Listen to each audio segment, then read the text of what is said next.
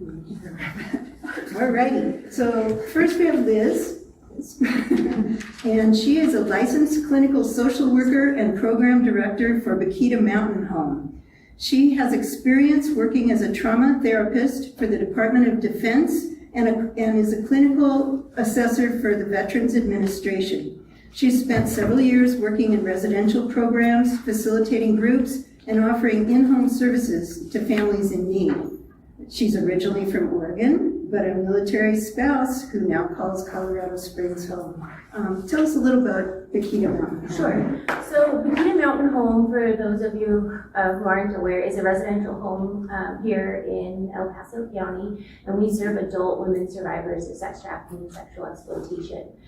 We are a residential home that can house up to 5 survivors at a time, and what we do is kind of more transitional housing, but we have a full-time case manager, Jamie over there, and we provide supportive services within the home, but also try to foster like an intentional community. So we want people who want to, heal and grow together within a safe and supportive community. So within the home, we, work on self-esteem and healthy relationships, life skills, and then we partner with other organizations in the community to provide other services that are needed for individuals, whether it be medical, dental, mental health care, or, obtaining other necessary things. So, and individuals can stay up to 2 years with us as long as they're progressing and working on their goals.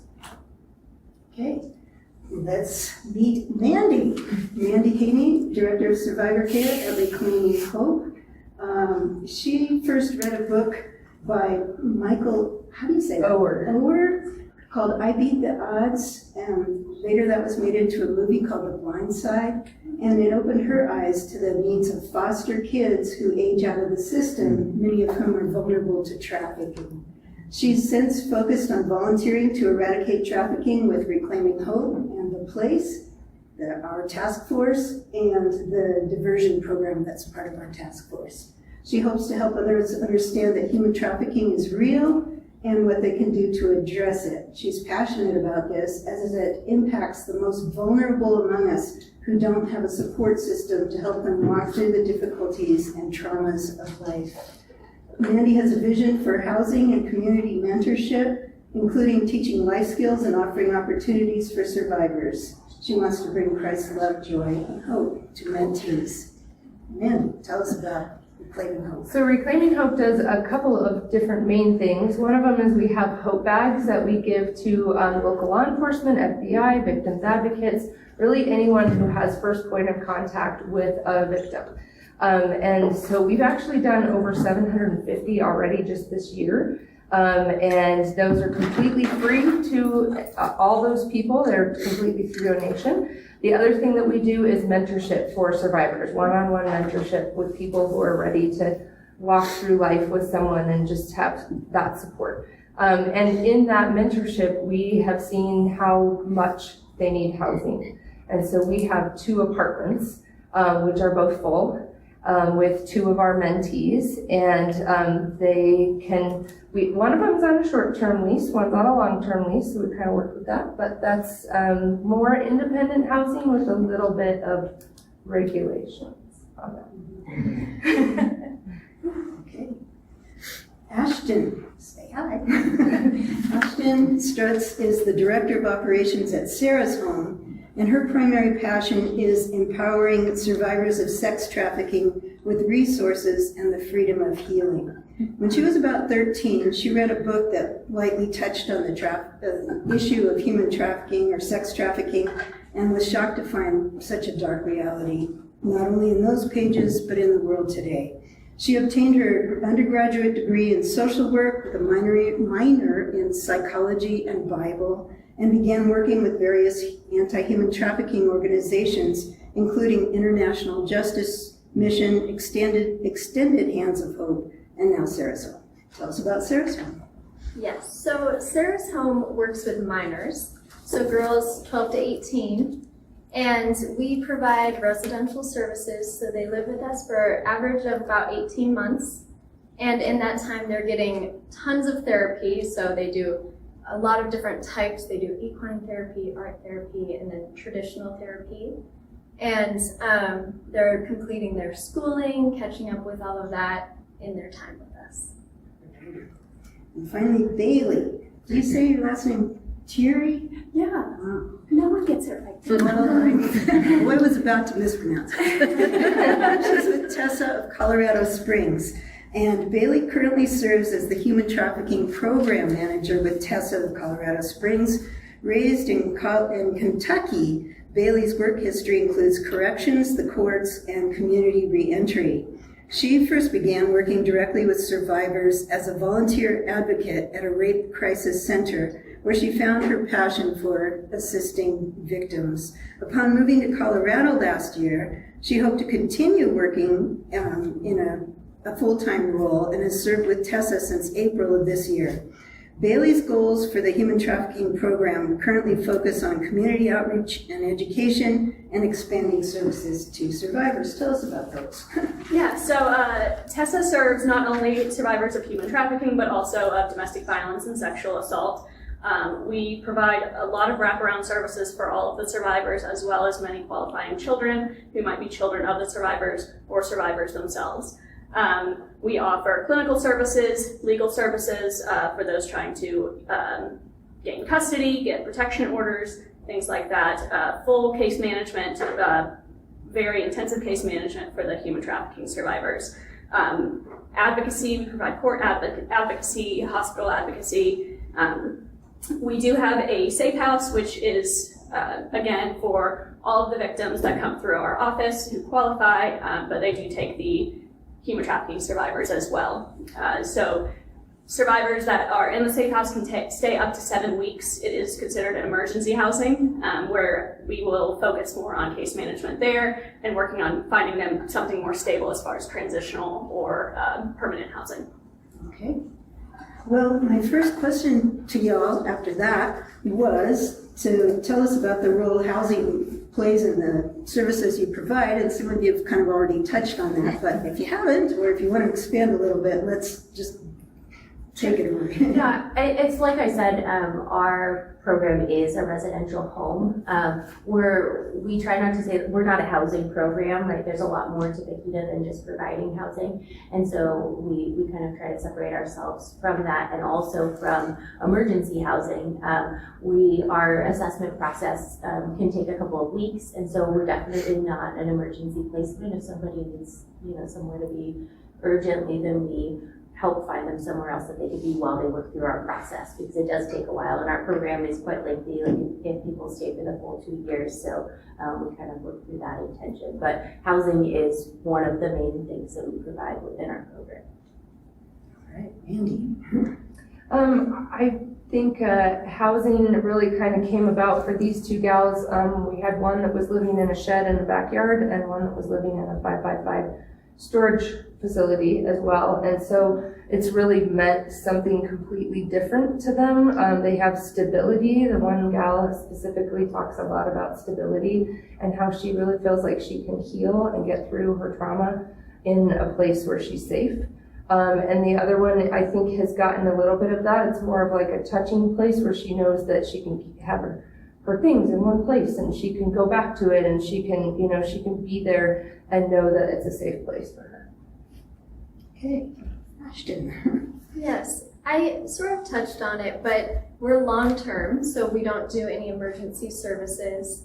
And we focus on, we have 24-hour staff, so the girls constantly have someone around, and they're very supported by that staff. They have to kind of stay in staff site for most of the time, just due to the nature of the girls that we're serving. So that is kind of the level that we're at with working with minors. And Bailey. Yeah, so like I said, emergency housing, clients can stay for up to 7 weeks. We obviously want to try to transition them out if things are appropriate prior to them, really empowering them to find something that's going to be stable, because it is emergency housing. While they are residents, we can take dependents with them as well, as long as they are under the age of 18. They will have a safe house case manager who will kind of handle the day-to-day needs. If it's a trafficking survivor, we also assign a specific human trafficking case manager to their case as well. to really focus on the long-term goals. So yeah, we take males as well. Males are housed separately from the females and any children. As far as more long-term housing, we do have a Housing First program through Tessa, which does assist survivors who are actively trying to move out of the home from their abuser. So we can help them financially with bills for the first few months as long as they qualify. Okay. And that sort of takes us into our next question, which is, here in Colorado Springs, housing is a tough situation for just about everybody. And kind of what challenges have your organization faced in trying to provide housing? Sure. I think we faced a variety of challenges. We're a new program, and so some of that is us just trying to, figure out what the need is and how it is that we can meet that. One thing that sticks out to me the most in terms of challenges really is in thinking about who it is that we're looking for residents. We're looking for an individual who's ready for a certain level of program and who wants to engage and be a part of the community. And that's not everybody. We get a lot of calls and referrals for emergency housing, and so that tends to be kind of something that's missing in our community. And I know that Tessa provides the emergency housing, but some of our people are just in a rough spot in life and may have had their trafficking happen 15 years ago, so they would be appropriate for our home, but correct me if I'm wrong, they wouldn't be able to come to you because they're not getting out of the situation, right? Yeah. And so having some sort of emergency housing that is able to, I think serve like a wider variety of people would be really beneficial for our program and the community as a whole, so that then there would be a place for people to go as they work towards more, transitional or permanent options. So that I think is one of the biggest challenges that we faced, is finding immediate placement for people. I would echo everything that she just said. Emergency housing is the hardest thing. I literally counted how many I called for one gal last week, and it was 24 places. And 23 of them either didn't really do that or they're full. There was one place that we got her into out of 24. Was it local to Colorado Springs? Denver. Okay. I would say for us, staffing is a huge issue. We, as I said, are 24-hour staff, so we are constantly looking for people to fill those roles, and then to provide respite for the staff that we already have so that they can take their breaks and take care of themselves as well. And then as far as our girls go, I would say that one of our big challenges that we've faced is issues with running away, and providing services for that and resources for them to help kind of cushion that. And then also we only have the capacity for 5. So since we're serving minors, if someone calls us and they don't, for some reason we can't get them in, or they don't fit our qualifications, it's really hard to resource them to somewhere else that they can go. Because there's not many resources for minors. So finding a referral for them is really difficult. And I'll just kind of add on to what you all said as far as emergency housing. I know Tessa does provide that. It is difficult because we are housing people not just from human trafficking pasts, but also domestic violence and sexual assault. So we hit capacity very quickly. We do have 35 beds available, but it's not quite the idea of bed capacity, but how many clients our case managers can take on. We don't want to overload them. That would be a disservice to our clients. So that's something we've seen. It would be very ideal if we could have something very specific to the human trafficking survivors, because of the challenges putting them with survivors of domestic violence as well. We've run into the unfortunate issue of recruitment, in that people are not quite ready to get out of their situation and are then kind of not handling things well, and then potentially bringing in people who might not have been brought in otherwise. So that's something that we've run into, and just wanting to very have a very specialized program as far as safe housing for them, and also just getting them to a good place where they would be appropriate for something like Bakhita, just because survivors can be so very high needs, and just making sure that they are in a stable enough place that we can kind of get them back into transitional. And you mentioned that word safe housing, which is of course critical. And I did want to ask about, how does trauma-informed care factor into the housing that you all provide? So, I mean, I think that being trauma-informed is kind of at the forefront of everything that we do. It's really important, and at Bakhita Mountain Home, we really try to take a step back and look at each person as an individual, recognize that, you know, they've experienced something that has gotten them to a place where now they need our services, or interested in our services. And I guess really just recognizing that, like, their unique individual experience, and starting from there. And then from that, you know, we really want to help, again, like, help them foster and build new relationships and learn what healthy relationships look like, both, you know, with staff and other residents. And I think that that's kind of part of where, like, our intentional community comes in, because some of that, like, peer-to-peer support is really crucial in part of, like, providing this, like, trauma-informed housing, right? Because we're not there all the time. Our house is staffed not 24 hours a day. And so the individuals have a lot of time together. And so really ensuring that people, you know, want to be there and want to be, you know, engaging with others and learning and growing together, is a really big part of what we do, to try to, you know, help people and support them in a trauma-informed way. But really just, like, looking at each person as an individual, I would say, is kind of the biggest piece for us. Yeah. I would say that in being a little bit more independent living, trying to help people to navigate, okay, how do I do this thing by myself without the program?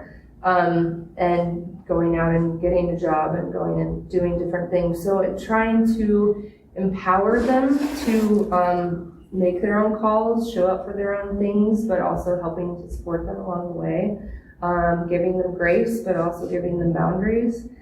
Those are kind of some things we're looking at. Just really, we work with women in this housing program only, and so I'll say gals, but they have been through so many things that we could never possibly know, and so just giving them that freedom and learning from them in the process as individuals, because they're all different. Okay. Can I jump in with one comment? I think trauma-informed care impacts every aspect, even to the point of what kind of window coverings you have. Things like using the shades that lower rather than raise from the bottom, so they feel safer. So it's every aspect truly is impacted.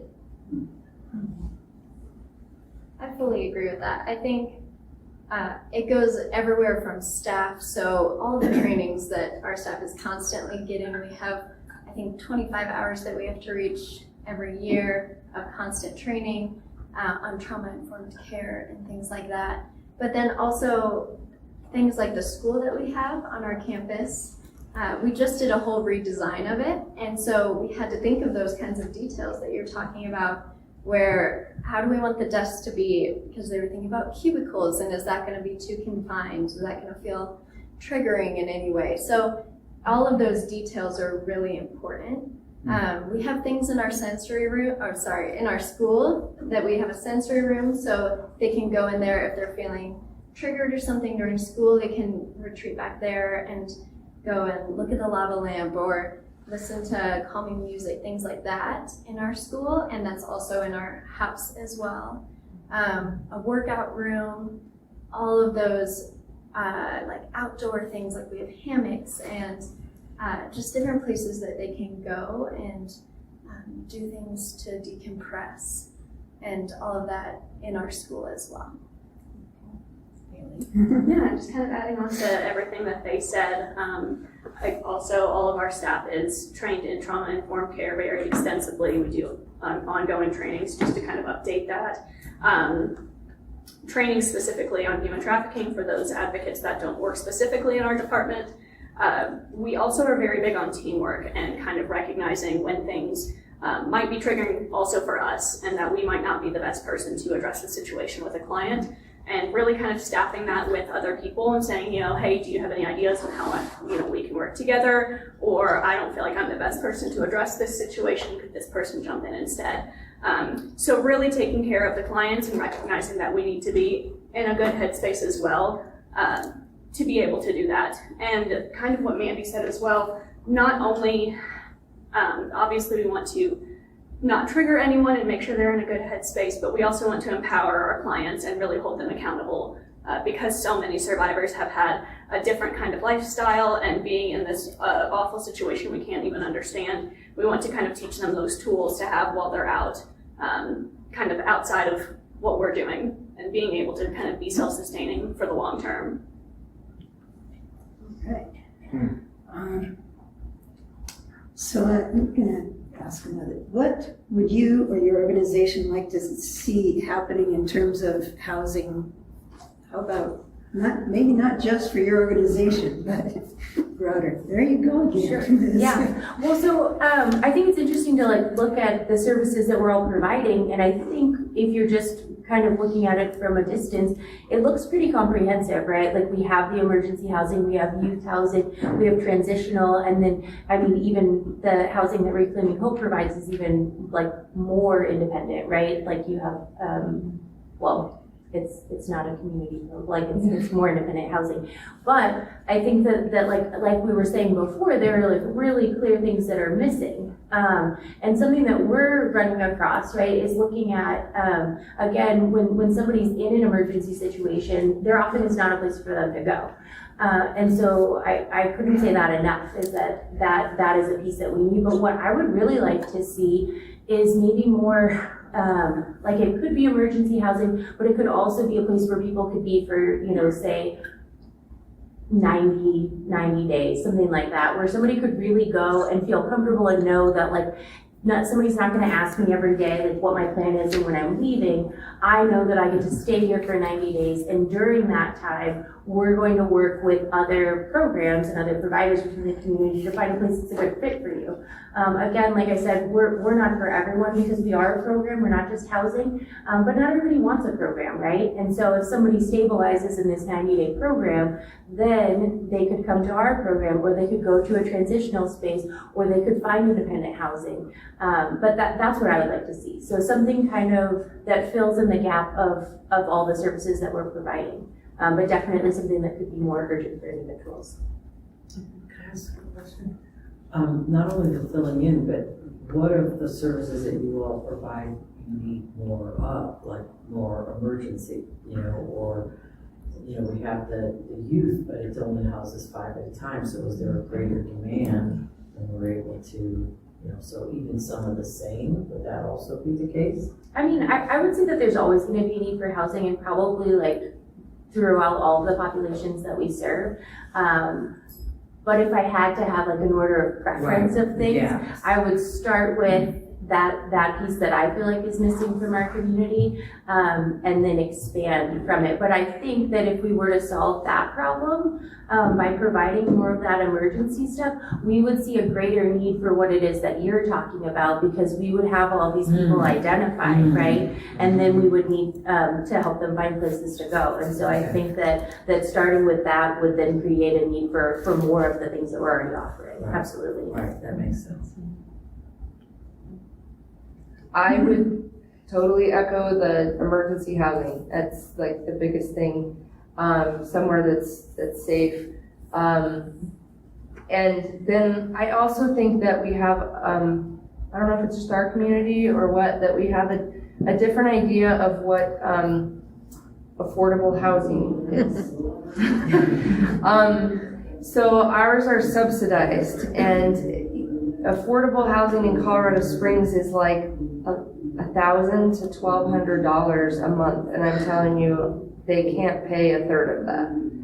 So something that is really sustainable, that for someone to buy up an old, like apartment complex and fix it up a little bit and, that kind of stuff. We really need that for some affordable housing, and I think that could really help as well. We could have one that's emergency, we could have the next one that's more transitional, we could have the next one that's independent.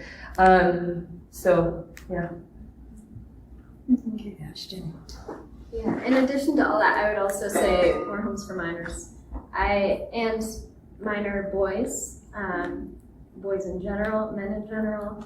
I think there needs to be much more services for that community. I know as far as I have looked into it, there's no home for boys in Colorado at the moment, so there's nowhere for them to go. Boys coming out of sex trafficking. Yes. And Bailey. Yes, and just kind of adding on to what everyone said, really focusing on individualized safe housing for this type of victimization because it is so specialized just in the needs that they have. I would add on, obviously, with the affordable housing for something long-term, also understanding the fact that a whole bunch of these survivors have criminal histories and the difficulty of finding, regular apartment with this type of criminal history and the type of, situation that they've been in and the type of work that they've been forced into. A lot of people have those kind of, that and mental health issues, really all of these wraparound things that do affect housing. I had some other point and I forgot it. Yes. I know that you have attorneys that help get protection orders. Do you have attorneys that help them navigate whether they could get their cases expunged or sealed? That not specifically, because it is more family focused and not really specifically towards the actual criminal. It's usually more on the civil side of things. So have you referred any of these survivors to Colorado Legal Services or anything like that could help them? We have. We've referred a lot. Christy, my case manager over there, refers people all the time. So yeah, that's something we definitely encourage, but do know that kind of takes a decent amount of time, especially while they're looking for ongoing housing, needing jobs, the difficulty of finding jobs that will take them with criminal histories, and so it's really just kind of a snowball effect. But yes, thank you. I should have added that we do refer because expungement definitely is something that's important. I have another question. I was just going to add on to what Bailey said, because I'm also with Tessa. I think the biggest issue that I've had with almost every single client working with them is housing every single time. And I think kind of like opposite of where it's like emergency housing, ours is like, okay, how are we going to get them into transitional housing? Because there's wait lists and there is this criminal history. There is like, they don't have an income, which so many places require that. And we only have such limited time with them to try to set that up, which makes it super difficult. And most of the clients that we serve, we have a very short time frame to try to reach them. They'll come in one day and they're out on day 3, because that's their choice. They can do whenever they'd like. But when they realize we can't meet those services immediately, they kind of freak out, right? Obviously. And so it gets to like, okay, I'm just going to go back to my trafficker or to my abuser because they can meet my needs immediately. And so that's been something we've really been running into. That's been an issue for us is we have such a short turnaround time. We can't meet the housing needs within that short term. Yeah, we say up to 7 weeks. It's very unlikely people stay that long. Again, just like Christy said, where it gets very overwhelming. They've been staying in a home with someone who, while doing these awful things and making them do these terrible things that they are forced to do against their will, they have food, they have a roof over their head a lot of the time. So having them in a safe house and saying, okay, we need to get you caught up on all of your doctor's appointments, get you a job. We got to figure out that you don't have any work history, so we need to try to find a job that's going to be good for you, and that way we can get you into housing, but is that even going to be close to paying for that housing for you? So that's something we're tackling, is also getting that point across to survivors of this is going to be a very long process, and we hate that it can't be something that's done in 3 days. Ladies, thank you so much for everything what you're doing. We as a victim advocate, we could not exist without you. I mean, we seriously appreciate everything. You mentioned that you have weeks from the screening when the victim can or the survivor can move in. what kind of safety plan can you provide them from the recovery to the acceptance? What happened with them? So, I mean, what we tend to do is look for, that type of emergency housing. And so a place that we've been utilizing recently is Peaceworks, and they're located up north. And so that's just a place that has had openings when we needed them. And so we try to find people something that's safe and relatively stable so that they can, work through our process again, because it's not quick. And so if somebody's in an emergency situation, we want to find them something to stabilize prior to coming to us, so that they also can take time to reflect and decide, like, is that really what I want, right? Again, because it's a commitment, and it's not for everybody, but I think it can be like a really special thing for individuals that are interested in, just becoming a part of the community. What was the name of that place you mentioned? Peaceworks. Peaks? Peaceworks. Haven't heard of that. Oh, okay. Yeah, so they are an emergency shelter as well, and they serve individuals who have experienced domestic violence, sexual assault, human trafficking, and they also, they take men, women, children, and pets, which is pretty nice. But they're currently not open for another couple of weeks. But which I think kind of brings things back full circle, and like there really is absolutely a need. And if we're relying on one or two organizations within an entire state to provide all of these services, if something happens within one of those organizations, we're all in a lot of trouble, because now what do we have? So we definitely need more. On a scale of 1 to 10, did you have something? I'm sorry. Well, Erika asked a really cool question. I wanted the other ladies to address that. Oh, yeah, go ahead, I'm sorry, yeah. I think I would say that the people that have come into us, everything's individual, but ours have to be mentees with a mentor, and we were able to get one in fairly quickly, but we already knew her and knew her situation when she needed something. And then the other gal, it took a little bit, so honestly, she lived in her storage until we got her here, which is not ideal. And we did try some other places, but they're all full usually, or it's not the preference of where they want to go and where they feel safe.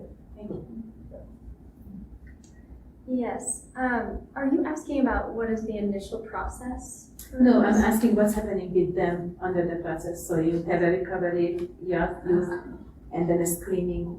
Where are they under this time? Yes. What happened with them? Right. It could be a lot of things for our clients.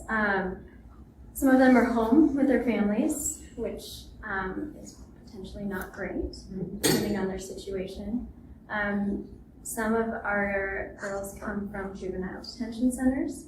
Some of our girls are just a myriad of different places. While their caseworkers are reaching out, or sometimes parents are reaching out to us. So in that process, they're likely, or foster parents. Yeah. And because our situation is a little different, we do offer and extend housing immediately if there's an issue. So a lot of the time we'll have referrals come from the hospitals, people going, getting a kit done for sexual assault, and they're told about our services. They find out that we find out that they're HT, and then we extend immediately. And then it's just getting them to a safe place and stable enough. A lot of the time we'll try to safety plan and see if they have family or friends outside of Colorado Springs or even within the city. That could be a safe place for them. Some people want to get as far away as possible. Some people, this is a familiar area, or they're new to this area and they want to stay here. So it's really just kind of planning and brainstorming on what might be the best situation. Either temporarily until we can get them into something more transitional or permanent, or getting them somewhere with family and friends that they feel safe enough that we can kind of slow down the wheel a little bit. All right, Jamie. I'm not sure if I want to ask. My thought was, how are your groups collaborating? On a 1 to 10, I hear you saying things, and I hear you a thing that would be a resource for your people. How's that happening? Yeah, I mean, we absolutely collaborate. Well, okay. I would say, so our program is relatively new, but Susan and Mandie were the first people that I really met in the community. And I would say that Mandie and I constantly like staff cases and come up with solutions for people like, hey, this happened. Do you know of a resource for this person? Or I have this person, what do you know, when we have residents that are interested in a mentor, like I talk to Mandie and we connect them. And so I would say that we're at a solid 10. I really do. I hope that makes sense. And then we just started connecting with Bailey and her team because they're, a relatively new team, but Jamie and I have sat down with them, and I think that we're working on building a relationship with them as well. So yeah, I don't know about a rating for that because it's kind of new. But it's working. I mean, you all are nodding. Is, yeah. So good. Well. Yeah, I would say, so Vicki called me asking about housing stuff for people who are older. And we have a mentee who is possibly going to go from juvenile detention. Well, no, actually she's foster, we think right now, to Sarah's home. And we have a gal that we've been working on with Tessa, that was the one that I called 24 places. She stayed with us for she did for a bit. short time. And then we were helping to move her in and out. And so they're like, but they're getting their feet back underneath them, and with the team and whatever. And yeah, so I think so. And absolutely without collaboration, we wouldn't have what we have. Okay. Do either of like your guys' organizations provide services to like women who were trafficked who became mothers during trafficking? And how does that work for them to get into there? Is there a greater need for Sure. So for our organization specifically, we can't house minor children within our program, and so we would look to help connect. If somebody came to us, if someone was referred to us, then we would look to connect them with a different resource, and that likely would be through the National Trafficking Sheltered Alliance, and we would put out a nationwide referral for them if they were open to going to different places. But there are lots of other programs that serve that population, but we're not able to. And we also right now are not taking children, but we are considering it. If maybe there's one, or we just kind of have to see how that really is going to look. But there are a couple places in Denver that are very specific to taking new moms or pregnant moms or different things like that. So yeah. And our mentor program includes. Yes, we do have people in our mentor program that have kids. Okay, one last question, because I want a few minutes for us to chat before we boot it out here, so go ahead. As far as your house, if you have mothers that don't have custody of their kids, and are they allowed to see their kids while they're there? Because I was in a residential that didn't allow me to see my kids in California, so I guess I have a question about that. Yeah, absolutely. So if someone was either working towards reunification or had visitation, we would absolutely support that, and that would be a primary goal if that's something that the individual wanted. We wouldn't be able to have the visits at the house, but with our case manager and our volunteers, we would help to organize transportation and absolutely help to maintain or rebuild those connections. It's very, very important.